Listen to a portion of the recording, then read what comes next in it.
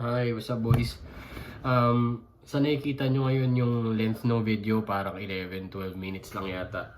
Kasi naputol yung recording. Pero may kopya ako ng buong battle. Pero hindi kasi na-save yung half nung battle. Nag-stop siya, mapapanood nyo sa video mamaya. Pero ito yung video reaction ko sa laban ni Katana at ni Manda Baliw. So, comment nyo na lang kung gusto nyo mapanood yung buong reaction ko sa battle. Pero, idadagdag ko na lang siya, i-upload ko. Pero yung half ng battle, hindi makita yung screen recording. Kasi nga, naputol eh. Ewan ko kung paano nangyari, bad trip tong laptop ko. Pero yun, upload ko yung na-record lang. So, yung parang round 2 ni Manda Baliw pa, punta sa round 2 ni Katana hanggang dulo. Parang ganon yata. No. Half. Basta. Mapapanood nyo. Yeah, that's it. Thank you for watching my videos and sana nagugustuhan nyo itong ginagawa ko. Alright. Hilig kasi sa lollipop. Siya lang daw gumawa ng pustiso niya, hinulma sa Polytop. Sabi mo, kuya mo si Harlem, nakakagulat. Hindi ka pango. Parehas lang kayong may problema sa pangungusap. Si Harlem, kung tawagin Poseidon, Diyos ng karagatan. Ikaw, tanginang yan, Bisayang Aquaman. Niyayabangan niya mga Incredible Hulk ng Bicolano. 100,000 views, pambihira.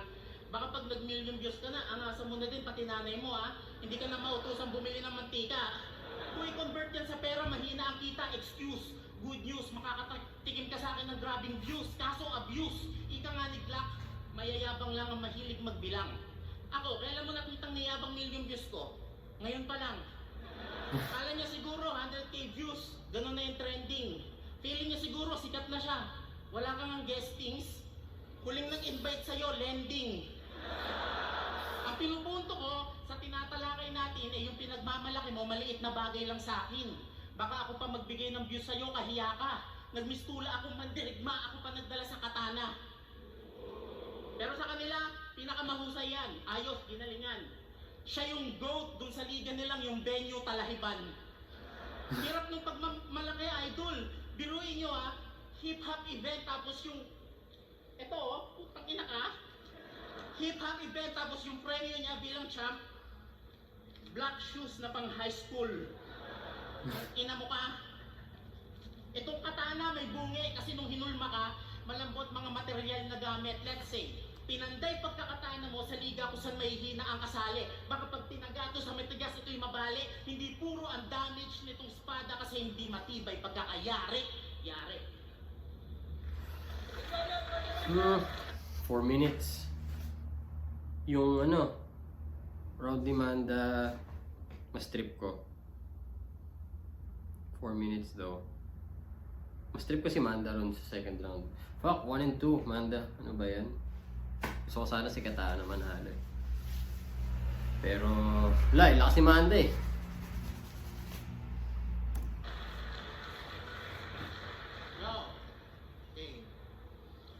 Alam naman natin kada laban ni Manda Baliw, di mawawala yung nakawangkel, di ba? Matik yan na nakalatag. Pero pinaka-solid pa din yung laban niya kay Jonas nung binisto siya, classic niya magpaliwanag. Paano kita nanakawan? Eh di naman ako masyadong nanonood ng mga battle. Biglang di nanonood, ang galing. Sa lawak ng rap battle, yung pagkakaparehas, nangyayari talaga yon. Ulol, titi mo may asin, wag nga umanda. Sino nagsabi nito? Pinagjajakulan mo yung sarili mong puwet sa salamin. Eto, tungkol sa eleksyon, ikaw ang binoto mo yung PCOS machine. Sino?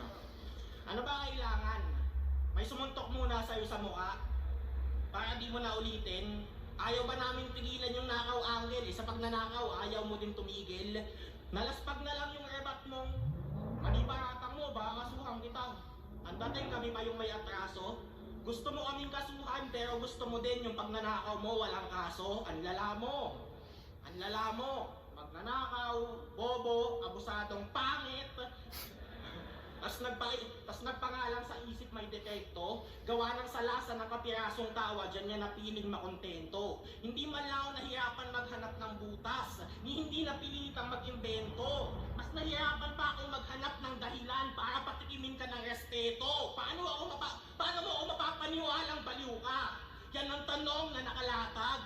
Napakawak mo magsulat, alam naman natin di ganon kapag may sayad. Nagpangalang baliw, tas below average, mga tula mong putik ka. Baliw-baliwan ka lang, monggol ako, di na ako normal mula nung umpisa. Tumatangay ng jokes ng kapwa, MC, di ka baliw. Ika'y walang hiya na kawatan. Kaya pinagyan ka na ng katana para magpakamatay kang may dangal. Dalian mo! Di ba baliw ka? Mas ibang saksak na tulando. Sa plano, ilibing si Manda. Ang sagot, wala akong plano. Paliguan ng gasolina ang bangkay. Wala nang maikinabang sa'yo, boy. At total di naman ako umakain ng mahina. Diyan na lang kita papalamon sa apoy. Tuloy lang ang sunog. Nakala mo nagpapagulong ako. Ano tingin mo sa kanila? Gago, wala dyan tutulong sa'yo. Damn! Galing ka na sa jokes mo. Awa, hindi talaga ako medyante na tunay. Sa jokes nagpamalas pa din ang husay. Kung gusto mo makita ano pa kaya kong gawin, isali mo akong isa buhay.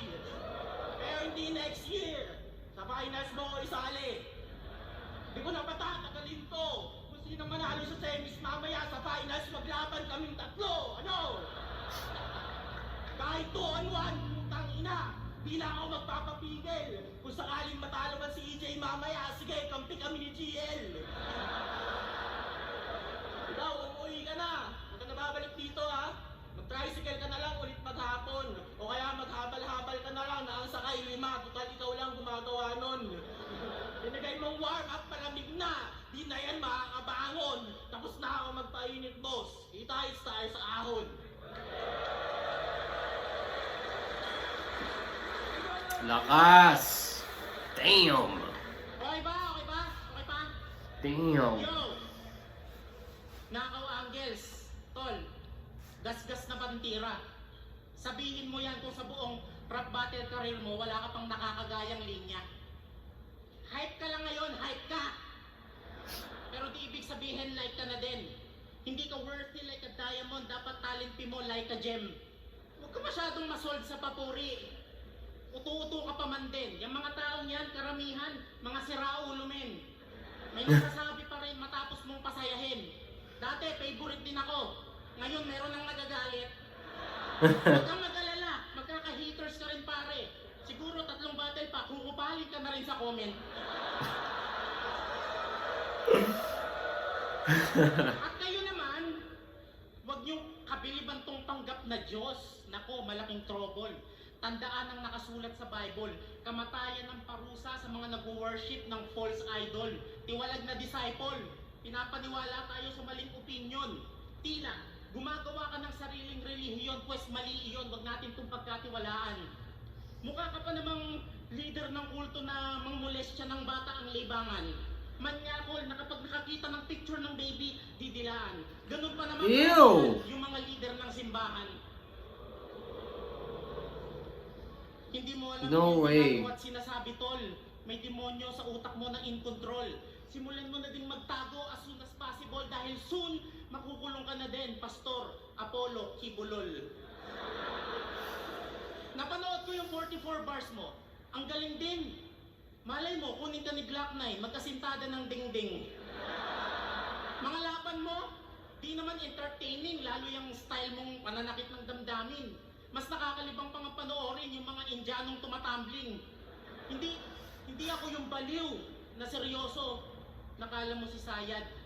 Hindi rin ako baliw na parang tuwing na makalat or Omar na mayaman. Ako yung baliw na wala nang iniingatan at halos di na nasisindak pagkat tinakasan na ng takot. Ako yung baliw na kahit anong sabihin ay walang pakialam. Kaya speaking of pananakit mo ng feelings, paano mo yung gagawin sa baliw na wala nang pakiramdam? Oo, wala akong kabatch. Sa pangmamaliit mo, thank you. Pero wag ka.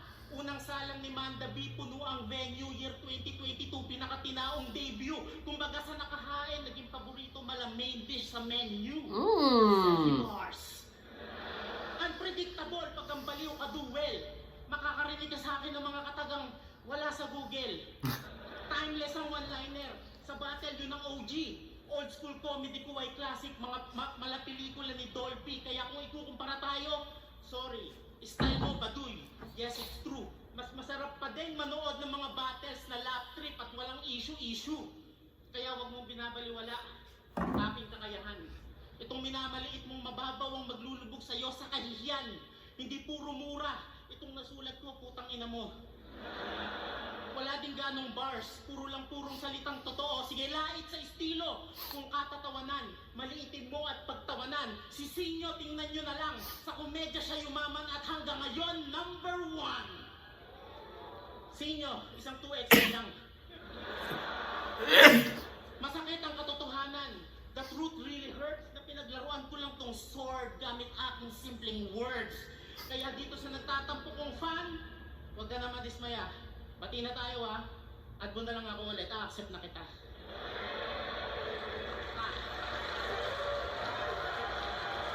Galing! Pero Manda B. Manda B yun, for sure. Verse Tingin mo. Katana, mag-iayos pa beses para sa alam pareho. Bono ng Murado, 4-1, magigay para kay Katana. Katana? Damn. I'm happy for him, but... Ewan, sino ba judges? Katana? Damn. Okay din. Shoutout tropang kay Satag sa lahat ng mga tropa. Katana versus Manda Balio talagang Sino to? Nabulga 11 Street Gascarte. Sa lahat ng mga tropa. Banda Baliw yun. Yo, umimak, Nabulga Digan. 1. So, punchline count, Manta talaga. Tapos, pero round 3, round 1, 2 para sa akin, Manta. Yup. Pero round 3, dun, para sa akin, doon talaga tumama si Katana. Pero overall, entertaining na laban. Pwedeng magbago yung boto ko pag sa video. Pero yun, ngayon, Manta para sa akin. Manda, yeah. Round 1, akala ko kay Katana na yun. Pero pagbanat ni Manda, ano na kasi purong joke. So yun na yung battle. Stop ko na to recording. Yun na yung battle, nag-enjoy ako ron, sobrang laugh trip talaga. Oh shit. I think I made a mistake, bro.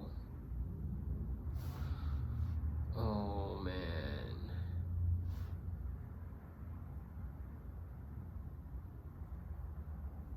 Hindi ko na save, bro. Oh. Hindi, okay na. Never mind. Nag-enjoy ako sa battle na yun.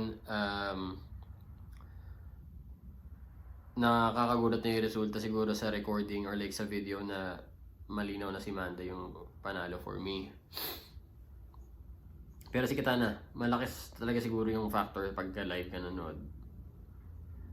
So yun, next time ulit gagawa pa ako ng videos at subscribe kayo tsaka mag-like. Thank you sa panonood. Comment lang kayo kung anong gusto nyong battle na panoorin ko sunod. At masaya ako na ginagawa reaction videos. Alright, good night, good morning, and goodbye.